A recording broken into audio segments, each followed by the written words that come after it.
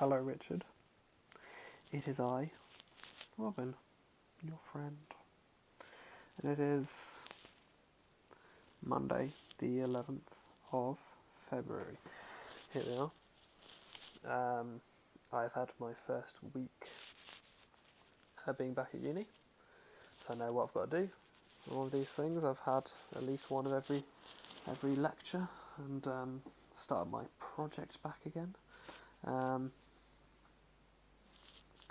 I'm trying growing out the beard a little bit, partly out of curiosity and partly because I can't be bothered to shave. That's not true actually, it's mainly curiosity. Just will it hit a point where it looks like a longer beard?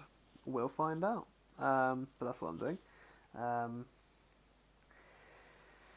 What's the last week been like? Like I said, had all my lectures, so I've started nano, quantum. I had my first few evolution lectures, which is fun. Something I've never done, because I think I've said already, but I'm doing evolution in deep time. So I had those lectures, which the lecture was really nice. The content seems good so far. The first lecture and a half was just like, what would aliens look like? Which I think was just like a nice little taster on how evolution can be like fun and interesting. It's one of those classic like intro lectures where it's just like, oh, this is fun, and then you go and you do the actual hard work. But it was really good actually. It was very interesting, and one of the big sort of there's a load of big questions, but one of the more interesting ones I think is the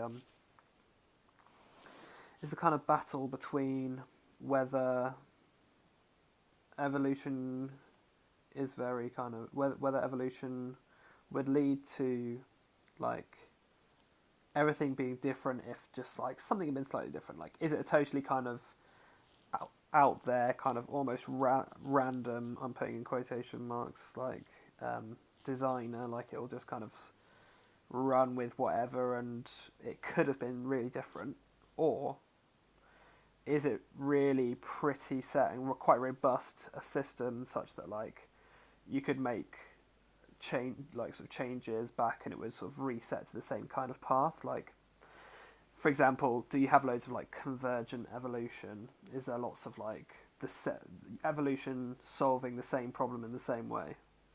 Because you get this sort of thing happening with convergent evolution where dinosaurs evolved flight multiple different times.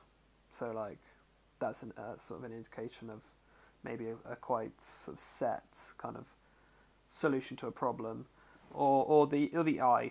Due to physics, there's only a set number of ways you can kind of focus light, and so the sort of photographic eye, the telescope, sort of the eye that we have, this design has sort of evolved separately like 25 different times, like throughout as far as people can tell, which is a lot. So like in that way, it's like, okay, realistically, it's the same every time. And say like it's this kind of idea of like not the butterfly effect. So like if you'd stepped on a butterfly ages ago, would it have had a massive difference? No, is kind of where like to evolutionary theory. But the main one, which is really interesting, I think, is and quite amazing, is this split of the kind of placental, the placental and the marsupial mammals. Sort of their common ancestor is kind of like during the Jurassic period, so like sort of dinosaurs all around, it's sort of a little kind of mammal thing. And then basically we had this split between Australian kind of marsupials and everywhere else is like placental mammals.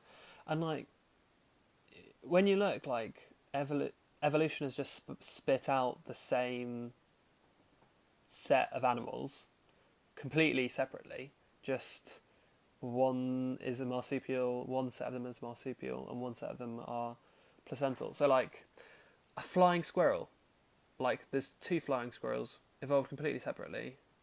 Like one's placental, one's marsupial, just like wild. And then like saber-toothed tigers, there was a marsupial saber-toothed tiger, as well as the one we normally think of.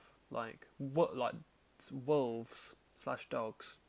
The Tasmanian, the sort of the placental dog slash wolf thing has kind of gone extinct, but moles, moles have like evolved separately so many different times. It's just kind of an example of evolution kind of making the same thing multiple times. It's kind of a robust evolution, which is quite interesting. Whereas other people completely deny it. They won't deny it. They have different theories that it's like that it's very changeable and could have been loads of other different ways. Like it's just happens that we have evolved in the way that we have. But yeah, I suppose that's what I'm going to talk about. That's what I will have talked about this week. This weekend was really nice. They're always really nice when Helen's around. So Helen came here, went to a little party on Friday, and hung out with Gwyl, watched a scary movie called Drag Me to Hell, which Gwyl had to stop watching at the 30-minute mark, so we had to stop watching. So we finished it the next day, just me and Helen. Played Catan, ate some chili. It's just nice to not worry about stuff. I'm looking forward to being done with this and hopefully securing some kind of job so that I don't have to do so much worrying for a little bit. Looking forward to. I hope you're doing alright. I know it's bloody cold where you are. I hope you're not too trapped or not getting too cold. But yeah, I will speak to you again soon. I'll catch you on the flip side. Stay old.